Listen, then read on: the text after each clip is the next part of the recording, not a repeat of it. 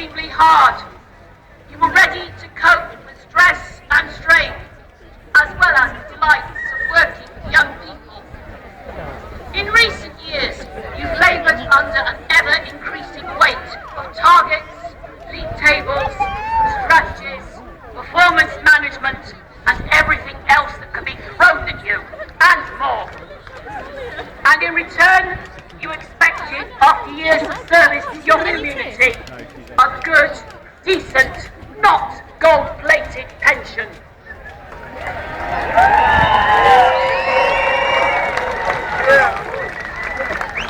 Sadly, for too many, the stress and strains have proved too much.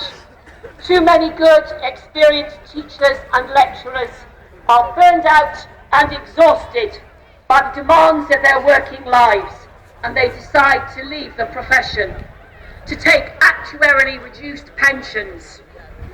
When you consider that the average pension paid to a teacher is $10,300, you will understand that many ATL members who have worked for decades will be living on very little at all.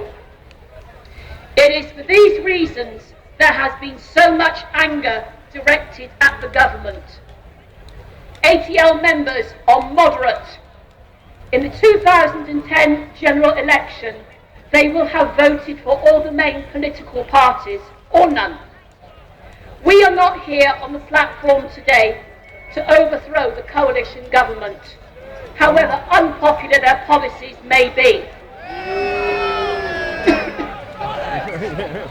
We are here to tell the government that at a time when our living standards are falling due to a 2-year pay freeze, at a time of high inflation, a VAT rise and rising commodity prices, we are then asked to take a further cut in our wages through a 3% pensions tax, which will cost the average teacher nearly $1,500 a year and more.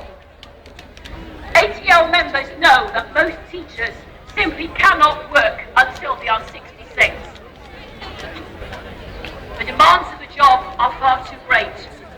Teachers and lecturers made a deal with the government. It was a deal which the Secretary of State, Michael Gove, endorsed in 2010 at the ATL conference.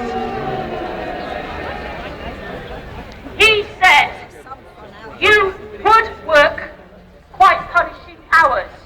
You would put up with a variety of different frustrations, but the guarantee would be that at the end of your time, your pension would be relatively secure.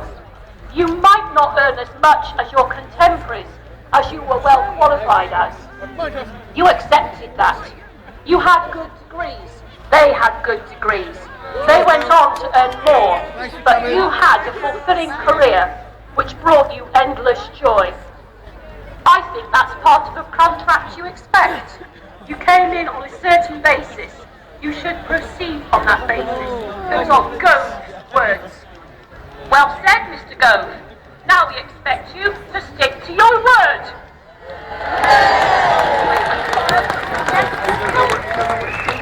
This is a historic moment. We are united. We will not give in. Thank you, Veronica. Fantastic. And the next person now is John Drake. John's a member of the FBU, and he's also the president of the Southwest TUC, who have sent their solidarity and greetings to us today.